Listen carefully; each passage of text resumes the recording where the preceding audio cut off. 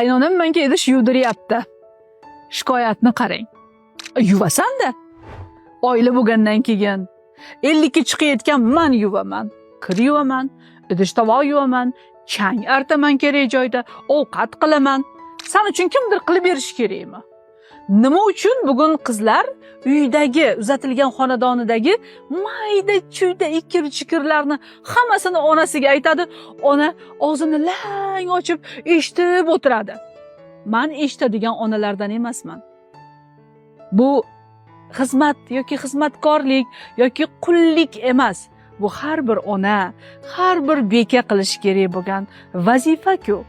Uying toza bo'lsa, idish tovoqlaring yaraqlab tursa, insonning bahri dili ochiladi-ku. Keyin erga faqat energiya berish emas. Uyni saramjon sarishta qilib, chiroyli idishda chiroyli ovqatni ham berishni o'rganish kerak. Aslida men senga aytganman, menga hech qanaqangi gap olib kelma va men bu gapni eshitmoqchi emasman.